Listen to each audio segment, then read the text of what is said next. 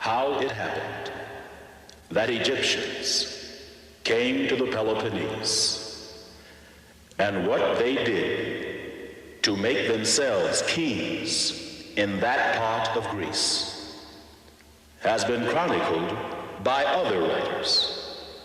I will add nothing, therefore, but proceed to mention some points which no one else has yet touched upon.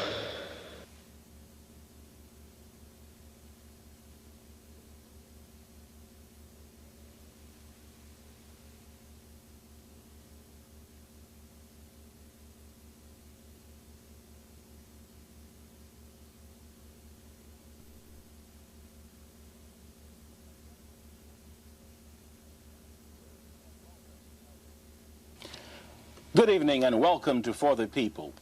Mention the civilization of ancient Greece and most of us automatically think of science, philosophy, and mathematics. But is this image of Greece true to her real history? And more importantly, how is the image of the ancient Greeks as the creators of science and philosophy being used to bolster and perpetuate racism? We'll explore these and many other questions in this one-hour live call-in special with Dr. Martin Gardner Bernal, author of Black Athena, The Afro-Asiatic Roots of Classical Civilization. For 9 years, Dr. Bernal was a fellow at King's College, Cambridge University. Dr. Bernal earned the PhD in Oriental Studies at the same university. He is currently a professor of government studies at Cornell University. Incidentally, Dr. Bernal is the grandson of Sir Alan Gardner, who deciphered the earliest Semitic alphabets and wrote the standard Egyptian grammar book. Dr. Bernal, what impact has the image of Greece as the place of origin of mathematics, science, and philosophy had on racism and education? I think the image of Greece has had an enormous impact on racism. I remember when I was young, I spent some time in southern Africa, in what are now Malawi and Zimbabwe. And there, the common thing for enlightened white liberals was to say, well, the Africans are coming on fine, but they need 2,000 years of civilization to reach our level. And I think by that, they had in the depths of their minds the idea of Plato and Aristotle. That was the 2,000 years which whites had behind them and blacks didn't. More crudely, the extreme right-wing group headed by a French intellectual called Alain de Benoist, which is in France, he's extreme right, has somehow chosen the name Grèce, which is the French for Greece, as the word for his right-wing intellectual group. The idea of Greece as a pure, white, creative civilization has been extraordinarily useful for racism. Now, I remember as a child, when I started reading books on the Greek heroes and things like that, I felt a sort of comfort. Here were people doing exciting and adventurous things who were somehow connected to me, that I was somehow like the Greeks, they were like me. And the implication of all I read was that they were whites, looking more or less like I did. I know, talking to black students, that they get exactly the opposite feeling, that the Greeks are somehow not like them, that a friend of mine, brilliant man, was told by his philosophy teacher on the first day of college that all philosophy runs between Socrates and Nietzsche. There is no other philosophy worth talking about. And that meant that he, as an Afro-American, felt shut out from civilization because the real core of civilization was Greece and Northern Europe, and therefore no one else in the world could share in it. Specifically, what are some of the mathematical and philosophical concepts that have been attributed to the Greeks? Well, the Greeks are supposed to have, I mean, in loose thinking, people say the Greeks were the first to make astronomical predictions, the first to make geometrical theorems, the first mechanics, a whole lot of the first doctors, a whole lot of scientific things, the first to invent metaphysics. Aristotle was the first to invent logic. A whole gamut of scientific and philosophical things are attributed to the Greeks as creators. And that seems to me exaggerated. I mean, I'm not in any way denying massive Greek achievements, but they came from the even more massive achievements of the Near Eastern civilizations, particularly Egypt. Okay, let's get to that later. How old is Greek civilization? Well, it's difficult to say when you begin it because, as Plato reported, Egyptian priests told Solon, the great legislator of Athens, that the Greeks always had to start again, that they had disasters which wiped them out and they had to start again. But I would say Greece began about, as we know, it began about 1600 BC. And then it was overwhelmed by a series of catastrophes and then restarted about 750 BC. Okay, now to your book, Black Athena, the Afro-Asiatic Roots of Classical Civilization. How has the image of Greece changed over the last 2,000 years? Well, it's changed very fundamentally in that the classical writers, people like Herodotus, you quoted when we started, had a very clear image that the Greeks had been living there in at a rather primitive level, and along had come Egyptians and Phoenicians. Phoenicians are the people who lived on the Levant in present Lebanon, and these people had set up cities and had civilized the Greeks, had taught them irrigation, new weapons, how the alphabet, how to write. A whole series of things were attributed to these Egyptian and Phoenician colonizers. And then later Greeks were supposed to have gone to Egypt to study, to improve on their knowledge of Egyptian culture. So you have this double thing. You have the colonization in the Bronze Age, which we'd put in the middle of the second millennium, the millennium from 2000 to 1000 BC. And then you have in the first millennium BC, Greeks studying in Egypt and bringing back their wisdom or their learning to Greece. So you have sort of a two-tier system of borrowings by the Greeks from the Egyptians. Okay, but how has it changed over the... Well, sorry, back to the original thing. Okay, so you have the this idea which I've called the ancient model in my thing, which is Greece is the result of this two-tier borrowing from the Near East. Now that lasted amazingly long. It lasted until about 1800 AD. So until 1800 AD? Yes. If you talk to anybody living in the 17th or 18th century ADs, this is European scholars among others, they would have said the Greeks were great people because they preserved some part of the wisdom of the Orient. And they had learned from the Egyptians and they had transmitted this wisdom on to later ages, and they should be given the credit for that. This was the image of Greece as the first European country, the oldest European country, and it had been the oldest to be civilized because it had been close to the much older civilizations of the Near East. Okay, we want to examine how this change in image came about. So, but go ahead. Okay, well then you get an attack on this ancient model, particularly on the colonizing, but also on the idea of the Greek students, and a discrediting of all the ancient testimony saying that these things had taken place.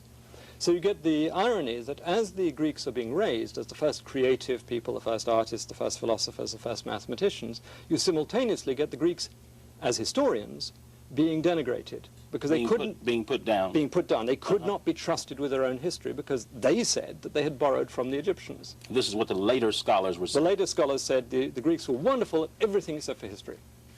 Yeah. History they couldn't be trusted on. So you have this sort of, you attack the Greeks as historians as you build them up as everything else. So you have in the 1820s, which was a particularly conservative period, it was a period after the defeat of the French Revolution, you have a building up, an attack on the ancient model, and in the 1830s and 40s, you have a building up of what I call the Aryan model. Okay, let's get to that a little bit later on. Okay, sure. How old is Egyptian civilization? Well, Egyptian civilization certainly goes back to the 4th millennium. That's the 3000s BC. So it is, 2,000 years older than Greek civilization. Specifically, what were some of the major achievements of Egypt when her population was primarily African? Well, her achievements were massive. I mean, first of all, the economic and social balance of this very large country, a prosperous country. Then you get the architectural triumphs, the very sophisticated mathematics required to back up this. You get very strong traditions indicating that a lot of Egyptian philosophy and Egyptian medicine was formed at a very early stage in Egyptian history. Okay. That is, you brought some slides with you. Yes. The question of who the Egyptians were, racially speaking. Could you address that, please? well, Egypt is in Africa, there's no question. Egypt is an African Now, you country. say Egypt is in Africa, but you know, I can talk to a lot of people and have talked to a lot of people. We went to Egypt. Oh, you went to the conference there? Yeah. In July. And someone asked, you know, well, you're going to do something on African civilization. Well, why are you going to Egypt? I mean, they were honest. I've seen maps in which Egypt has been cut out of. Right. So it is a real consideration, subject, or concern, rather. But racially speaking, who were the ancient Egyptians? Well, I mean, they lived in Egypt. The language they spoke was a language which seems to have developed in Ethiopia and Kenya, part of the great Afro-Asiatic language family. And most of the formation of Egypt seems to have happened in Upper Egypt or on the Nubian frontier of Egypt or beyond. That Upper Egyptians unified the country, and it seems to have had a dominating role in various key periods of its history. The population were black, but that doesn't mean they look like West Africans. Some did, some didn't, but Africa, as the homeland of mankind, has more varied types than almost any other continent. But the Egyptian basic population was East African, but there were some Middle or West African types in the population. I mean, it's very difficult when one gets into the technicalities of it. And we're talking about what period? The early period? We're talking about the Old Kingdom and the Middle Kingdom. Which dates back to? The Old Kingdom dates back, well, there's controversy about this. I would accept the traditional date of 3,250 BC. All right. Okay.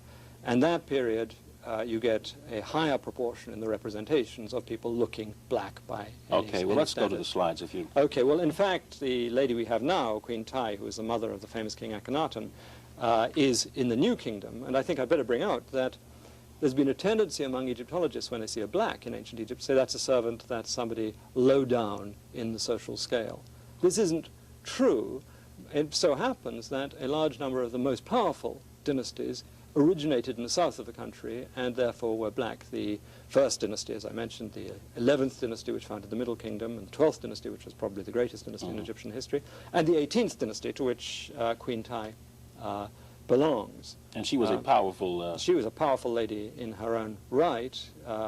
In an earlier program, you mentioned that at some point the Greeks were paying tribute to her, I think you said. They were certainly paying tribute, or people from the Aegean were certainly paying tribute to her husband, and we've now seen that her daughter-in-law, Queen Nefertiti, was sending envoys, or seems to have been sending envoys to the Aegean, or people with high authority. So there's no question that Greece was in relations with Egypt, and those relations were of a subordinate to a superior, whether it was sovereignty or suzerainty. Okay, well, let's look at another. Well, here is Akhenaten himself, the famous heretic king, supposedly the founder of monotheism, a very important and interesting figure. We know quite a lot about him. And we can tell his face because it was a period of realistic representation. It wasn't a period in which people were represented formally. But you've had European scholars to say all kinds of things about the physiognomy or it's supposed to be disease. There's some physical... And to back them, there is the problem of his body, which does look a bit strange. But his face reminds me of a number of friends I have. I won't go into names. This is a 12th dynasty pharaoh. Then we have the famous Senwosret I, known to the Greeks as Sesostris, who was a very major conqueror. Actually, I'm doing some work on him at present, and I'm now convinced that his armies reached Turkey and probably Bulgaria, and perhaps beyond. The significance of this being what? Oh, in a large number of ways. First of all, Herodotus and the Greeks say this about Sesostris, and in fact, the 19th century scholars have said it's totally absurd for an Egyptian pharaoh to have conquered that far, and the Egyptians must be vainglorious or must be boasting or imaginative and confused when they described these conquests. So that it's very important as a backup for what the Greeks said. And you could, I mean, if the most absurd thing they said seems to have some historical backing, then you should believe a lot else of what they say. Okay. It's also interesting how 19th century scholars found it very difficult to believe that an African king could conquer large areas of the Near East, that they're perfectly happy to have Persians or Greeks do it, but for an African to do it is somehow What do you upsetting. think is at the base of that, is at the bottom of that, the reason that the idea that an African Well, is able to... Africans are inferior in so many ways in the white vision, but the two key ways are they're incapable of thought and philosophy, and the other way is that they're incapable of strong action. They're not manly in that way, and therefore the image of an African in the 19th and early 20th century was somebody who was essentially passive, both mentally and physically, and therefore the idea, I mean, they had short spells of savagery, but sustained, organized conquests were believed to be beyond the capacity of Africans. And certainly when it came, maybe they could conquer each other, but they couldn't conquer non-African populations, that they were at the bottom of the hierarchy of human populations. Okay, any other... Yes, well, let's look at a few more. Here's his descendant, Senwosret III, in the same 12th dynasty. Here's just another Egyptian type, and you see the sort of mixed things with definite black, well, West African black characteristics.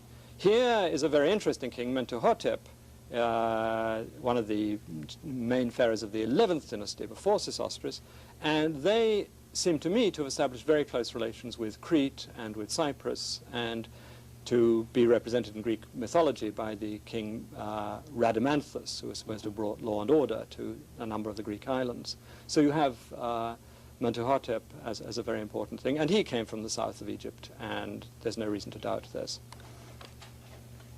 Okay, I think that's it. Now, what were, once again, some of the achievements of these African Egyptians? Well, it's difficult to know the extent. If you accept what the Greeks say about them, they were the founders of philosophy. The earliest Greek references to philosophy are to Egyptian philosophy. Now, of course, philosophy is a very slippery concept. You're not quite sure what you mean and what you don't mean by it. But certainly the Greek writers, and I see no reason why they should have boosted the Egyptians, accepted that they were the first philosophers. They were also considered as extraordinary astronomers. And the first Greek to forecast a solar eclipse, Thales, had traveled to Egypt. And there seems no reason to doubt that he had taken Egyptian observations. It takes about 400 years of observations to predict a solar eclipse. And you don't just do it off the top of your head. Even if it is a brilliant European head, you can't do that. So that you have, it's clear he was using data of a very sophisticated kind, which must have come from Egypt. Okay, now... He didn't go to Mesopotamia. Okay, now, let's try to get to the root of this thing. Outline for us, if you will, why, how, and under what circumstances did the Greeks get this new image as the creators of science, philosophy, etc.? Well, it's a complicated story, and it's taken a lot of pages to tell in my book. But the chief component is that the Greeks, by the middle of the 1700s, the 18th century, were being thought of as the childhood of Europe as a whole, Europe as a continent. And this was a period in which racism was growing enormously, and childhood was meant to represent the future of the child, and therefore later European civilization. And it was also a great period in belief of ethnicity and purity. And therefore Greece had to be a pure white country. And therefore there was considerable distaste for this notion of Egyptian conquest or Semitic conquest and later impact, that Greece had to be pure. It took them 70 years to free themselves of the classical authority that said otherwise.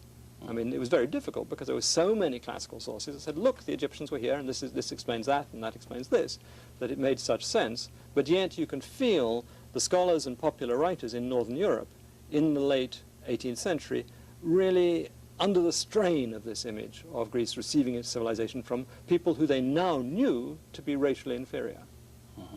So you have this pressure. And in the 1820s, you get a systematic attempt by the new German scholarship just to disregard the Greeks as historians and to say, it's not true, we can believe ourselves that the Greeks were pure Europeans, and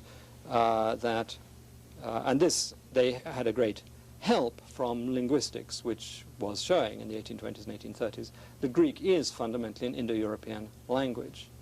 So you get the beginning of the idea that somehow Indo-European speakers, or Aryans, and they slipped very easily from language to race, had moved into Greece. But the only way they could imagine them moving into Greece was as conquerors. They couldn't imagine them having settled there as wandering tribes, or coming in some way that they knew, and of course they knew because European experience in the 18th and 19th century was of Europeans dominating all other peoples, and they projected that image back into the past.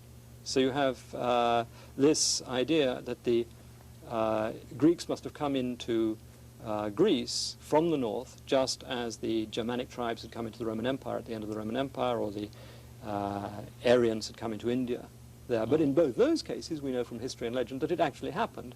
In the case of Greece, there was no evidence to suggest that northern tribes had invaded and conquered anybody at that stage. And this was a problem.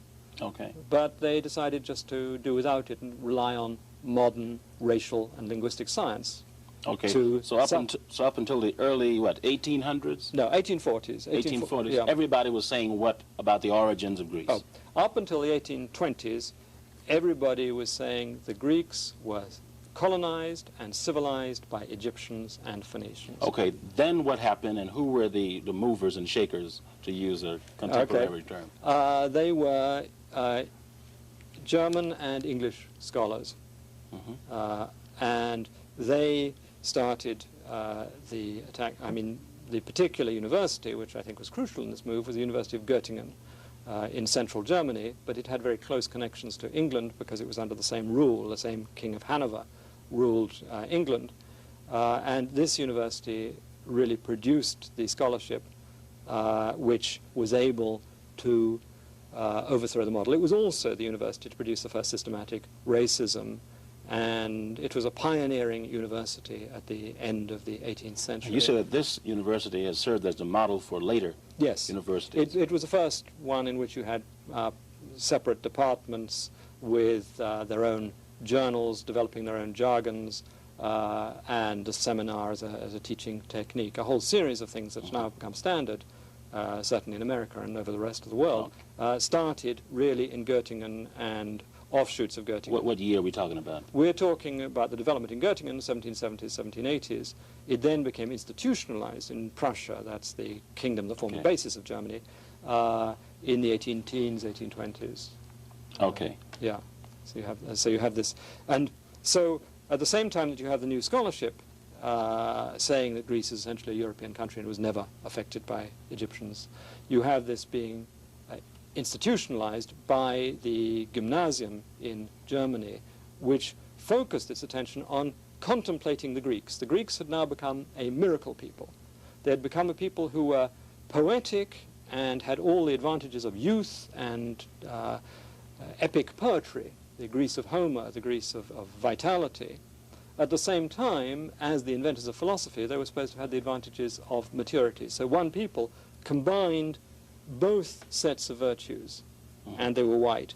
And so it was a conscious effort by German educators to say contemplation of these perfect people would produce integrated human beings for a new non-revolutionary Germany. It was a very conscious way of avoiding the traumas that France had been through in the French Revolution by looking at the Greeks. And the same was taken up by the English public school system, and Dr. Arnold was very consciously working for the middle, to reform without revolution, using classics and Greece, but this classics had to be race, and the new thing to their history was scientific method, they called, which was using footnotes and things like that, but the new principle they was using, they called the ethnic principle, which was racism, and that was the core to the new historiography or writing of history in Northern Europe in the early 19th century. Okay, let's get to these two. Okay, let's get to these two models for the origins of Greek civilization.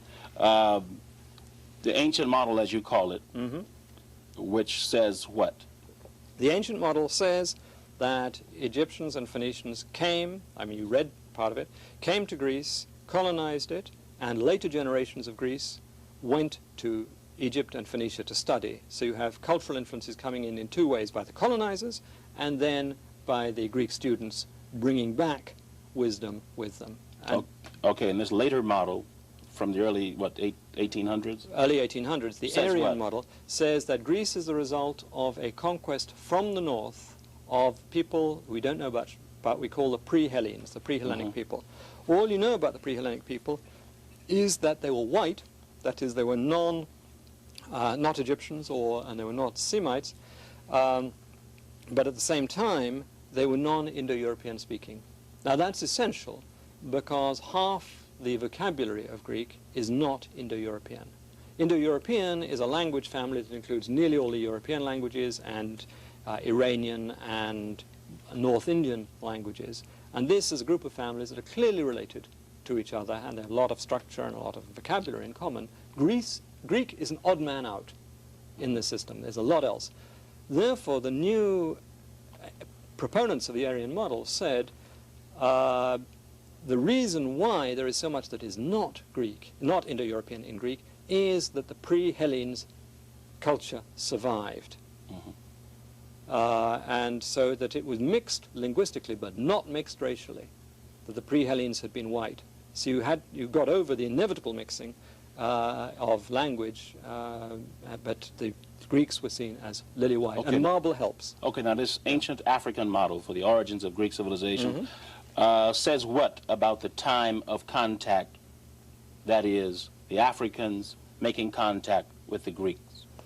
They say that the Egyptians and Phoenicians, I mean, they're different chronographies, as they call it, that is, different datings, arrived about 1580 BC. And other ones arrived later. But there were various settlements. When you come to the students going to Egypt, they start going in the 500s BC, the 6th century BC, maybe some a bit earlier, and that's much more detailed. We have great, you know how Plato went or how Solon went and things like that to Egypt, and ancient historians said they studied with so and so, and there's quite a lot of detail about that. The stories of colonizations are much more muddy because they came from this earlier period, and there'd been a crisis between the early period and the later one. When the Africans in Egypt went to Greece, how were the people living in Greece? It's difficult to tell. The Greeks' own reports are that they were living in a very primitive way. They were living off acorns, is the common image given, which was accepted by 18th century historians. Archaeology doesn't tolerate that. Archaeology shows that Greece in the early Bronze Age had a fairly sophisticated society, a fairly prosperous society. That too, I think, had been influenced from the Near East. I think there's no doubt about it, but we can't track that down in terms of language. But the Middle Bronze Age was a very low period in Greek culture and was something like this. Okay, now, the proponents of the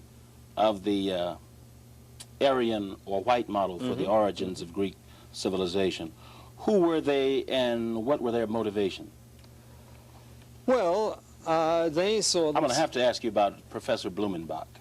Well, Professor Blumenbach is a complicated case, but well, let me try and think. In Göttingen, there was Professor Heine, who was a dominating figure, who was very interested in the non-European world, but was convinced in the racial superiority of Europeans, and the belief that the Caucasians were the original race and the perfect race from which other races had fallen off, that the blacks had gone to Africa and blackened and become wrong in that way, the Mongols had gone off to Asia and become distorted in that way, that the true original type of man was the white Caucasian. And this was common in Göttingen at the time, and in fact it was systematized by Blumenbach.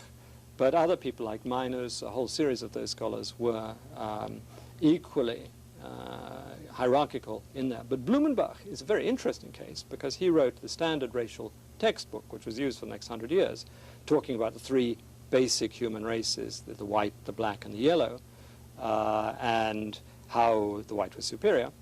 But he had a very curious experience after having written this book and made his reputation, got his chair on the grounds of it. He was traveling in Switzerland when he suddenly encountered a beautiful black woman with whom he seems to have fallen in love. And you get a complete change in his personal attitude.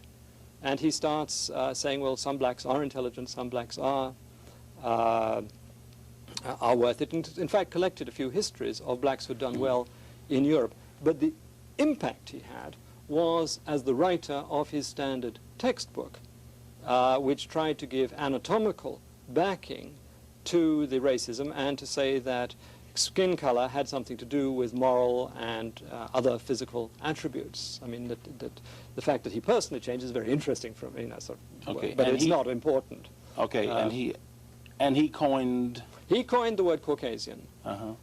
He used it in his third edition of his work in 1795. And the idea of the Caucasus being the home was partly because the Georgians were supposed to be models of white people, good Georgian, not the Georgians here, but the Georgians in Russia, or what's now Russia. Okay. But also because there was the idea of the sons of Japhet in the Bible, who were identified with the Aryans, had settled in that area. You know, the Ark was supposed to have landed on Mount Ararat, south of the Caucasus. Okay. And so you have that, whereas the sons of Ham went to Africa and the sons of Shem went to Mesopotamia and Asia. Well, you know, I have outlined how I want to handle this thing, this program. Sure.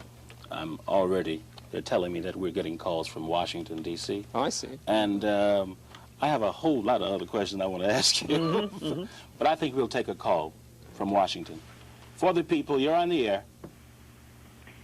Hello. Isn't it true that the mystery of Helen of Troy has never really been solved in the respect that Troy has never been found?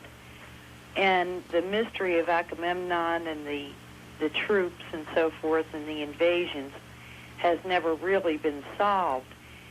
Why isn't it possible that that whole thing could have revolved around an African experience? Okay. Can you give us some background on that and answer the question, please? Well, I think the point of the question, as I understand it, was that sometimes Greek myths get it wrong. And therefore, the fact that the Greeks say a thing happened doesn't necessarily make it so. Troy is a debatable subject. I think 90% of scholars would say that they have found the site of Troy. There's some difference on which Troy, there were 7 cities built one on top of another, was besieged by Agamemnon.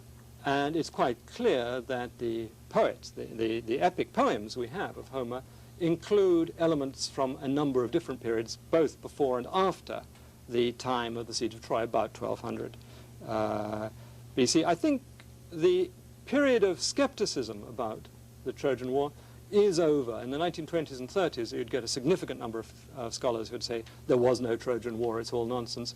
The tendency now, and I suppose I'm part of it, is to take stories seriously as working hypotheses. You want to try and find other evidence to back them. You shouldn't take them on face value without external evidence, but they're very useful as indicators of what happened. And in fact, Schliemann, the excavator of Troy, used Homer and Pausanias, a Greek guidebook of the 2nd century AD. Okay, now for the person sitting home who didn't Sure. go to Cornell or Cambridge, I'm sorry. Yeah. what is the significance of this?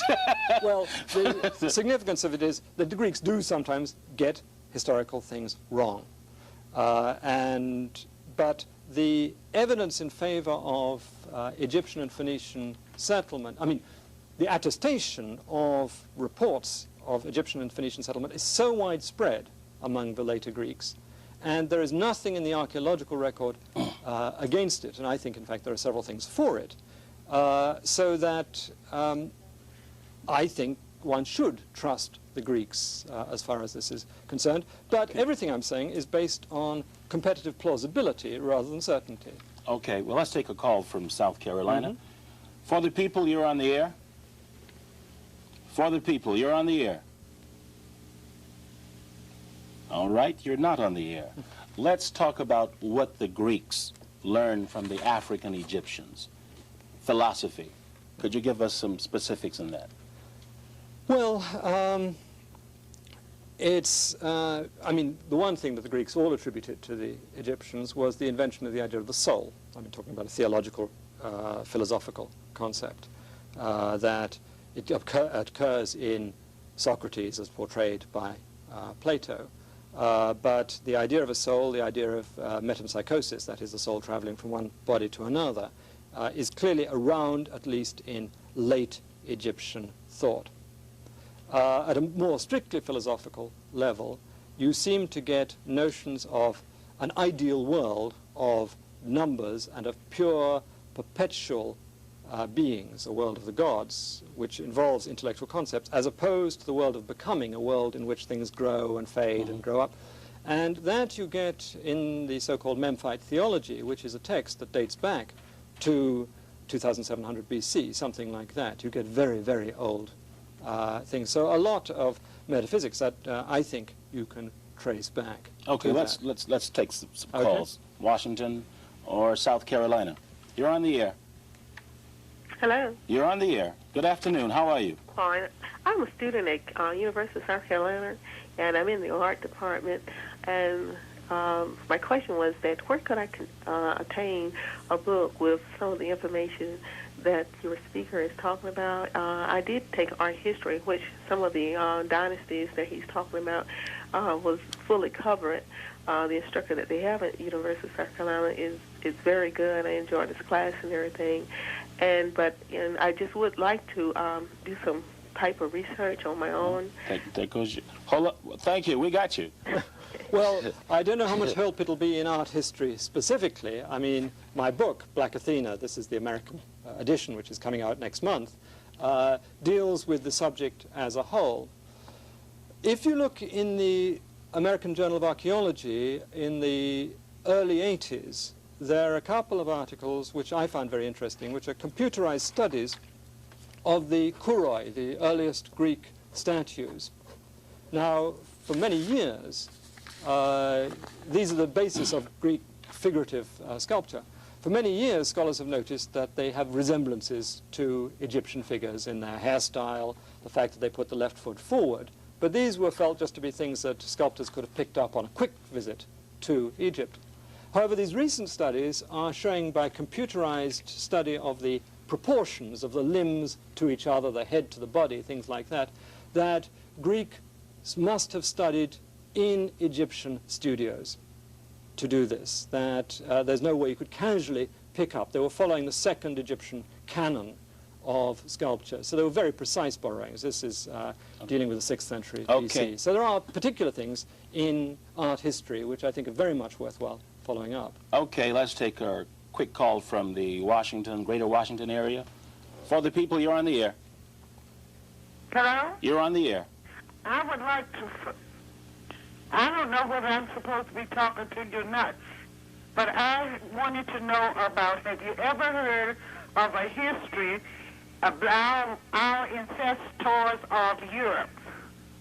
Our ancestors of... Have we ever heard of a history about our ancestors? Of Europe. Our meaning what? Our ancestors. Africans? What are you talking about? I don't understand what you're saying. It was a book that I studied in school. Uh-huh. And our teacher was a history class, and she brought a book in, said, Our Ancestors of Europe. And it's similar to some of the things that they are saying on this program. Oh, okay, thank you very much. Thank you. All right. I don't know which book you're referring to. I mean, the standard histories of mankind now, those by Richard Leakey, talk about the African origin of mankind, and therefore the first Europeans, like the first everyone else, came from Africa. And there are some interesting old Stone Age figures of women which look very African. The Journal of African Civilizations did a special issue on Africans in Europe in the, it came out in 1985, and that has some interesting material in it on that subject. But I'm afraid I don't know the exact book you're referring to. Okay. In the area of science, what did the Greeks get from the Africans in Egypt? Briefly, if you could. Briefly, okay. Well, I think if You you're wouldn't talking believe about we have about 15 minutes left. Go ahead. geometry, and I think Archimedes' screw, which is a mechanical way of raising water, that a whole lot of irrigation techniques seem to have come from Egypt.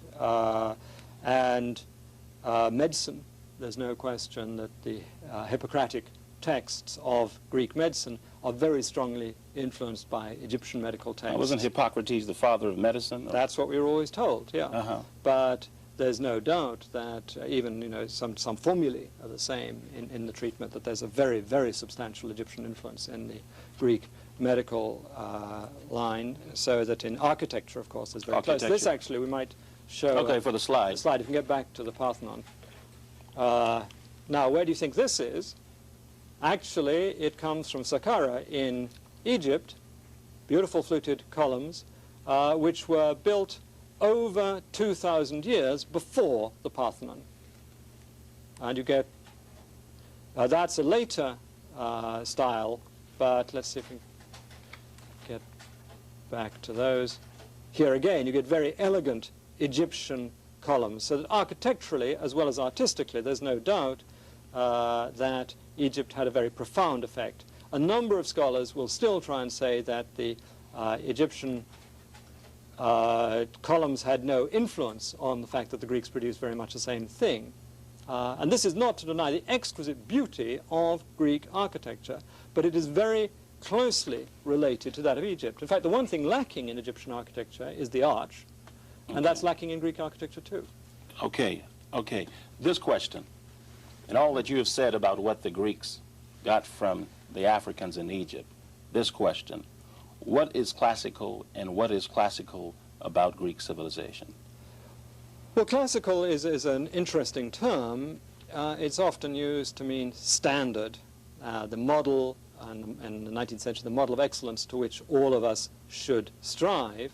And by us, it tended to mean Europeans, because only Europeans had reached this high standard, and only Europeans could reach this high standard, except for a very few lucky Asians and Africans who could assimilate thoroughly enough to take on European civilization.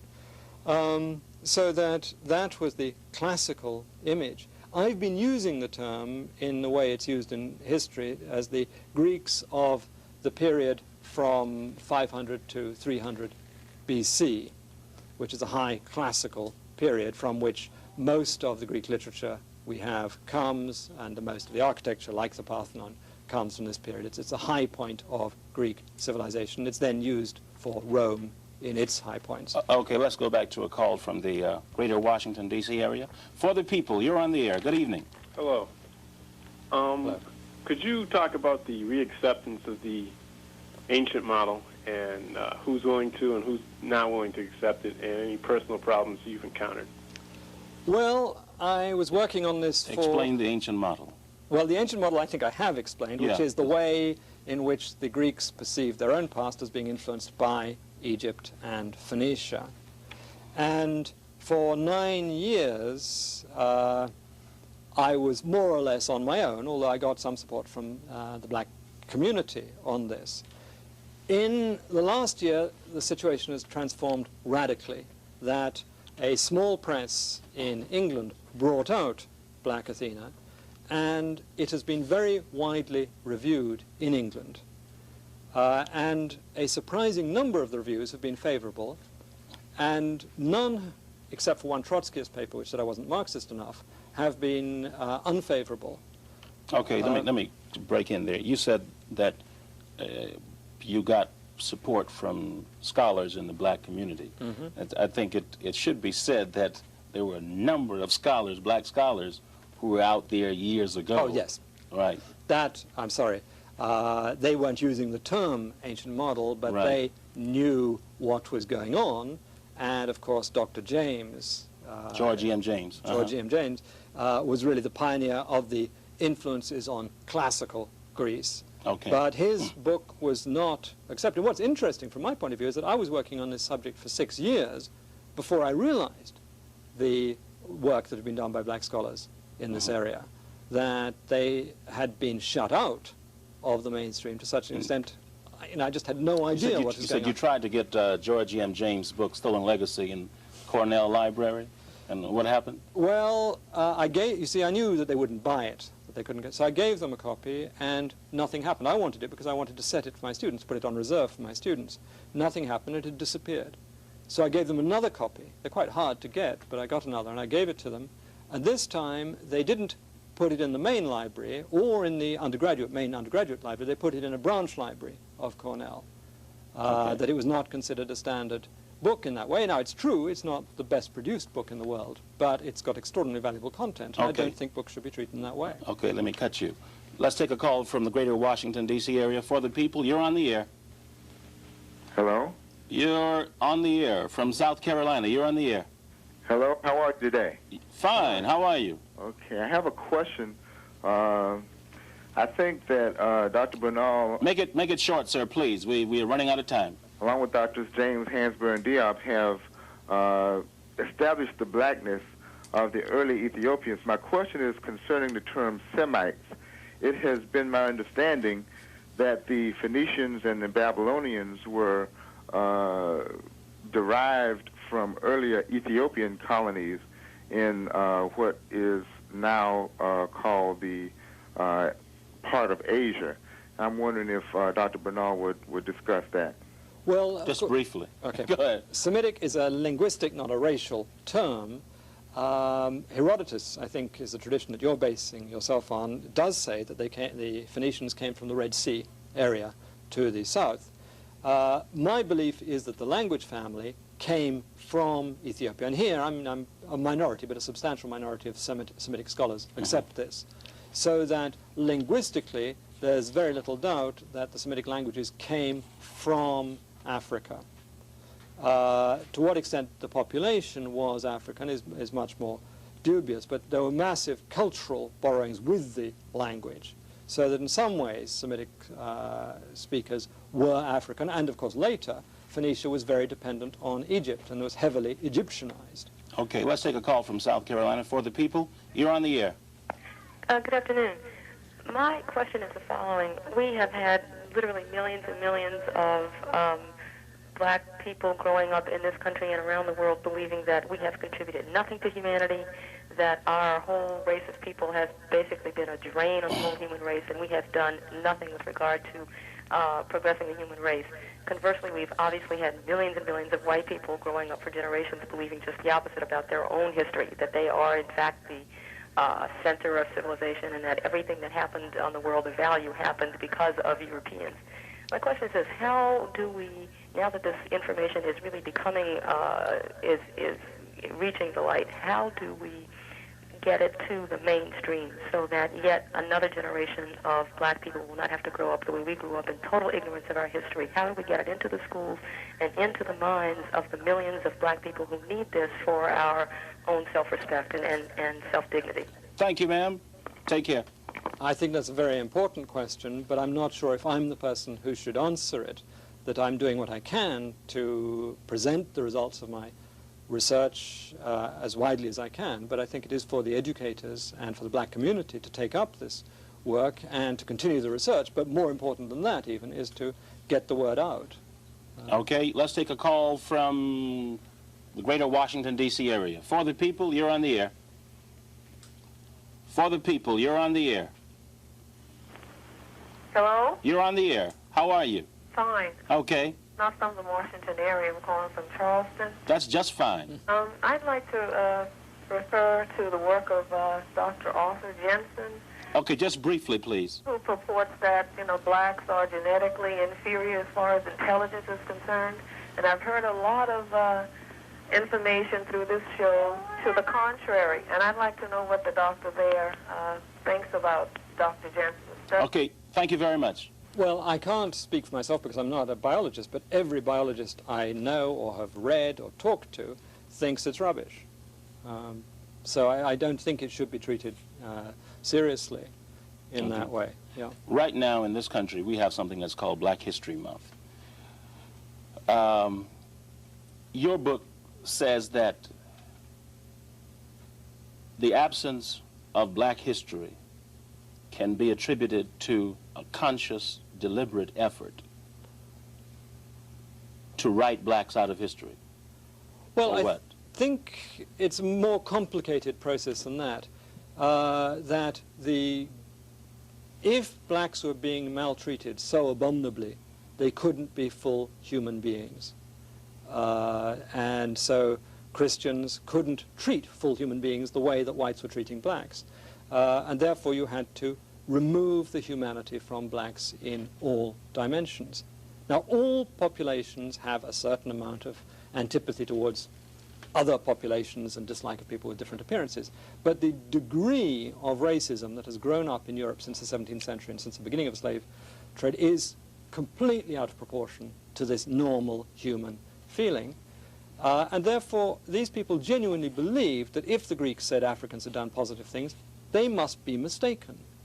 It was an application of a systematic belief that the African was incapable of civilization, that you then had to apply this to Greek history and say, Greek history can't be the way the Greeks told it because it's unscientific. While at the same time, these same people were dehumanizing the Africans and enslaving them. Right. Okay. When you consider the implications of your book, what would you say to the black student and the white student who is assuming that because he or she is going to the University of South Carolina or Howard University or Cornell University, that he or she is getting a good education? Well, in many ways they are getting good educations. I don't want to knock the whole university system, but on this issue, I think they're being very fundamentally misled. But one of the encouraging things I've had... But doesn't this issue carry over into psychology? That's true. Actually, I'm sociology? Go ahead. Yeah, all right. This is a particularly acute issue. But, no, of course, and I think that black and white students should be very wary in this area, that racism does seep into every pore of our society. It's such an important aspect of it that you should be wary and look out for it. And even people like me who consider myself anti-racist, I know I have racist components to my thought and feelings. I mean, it's just inevitable. You can't breathe the Northern European American air without getting it in. It's there. And so I think students should be extraordinarily careful when they study these things, particularly in ancient history. But I've been encouraged by the number of classicists, particularly young classicists, who've written to me saying, you're expressing what I've been feeling. So I think at the center of research there is now a move towards a recognition, first of all, of the Phoenician component to Greek civilization. I think it'll take stages. But from that, I think it's following through.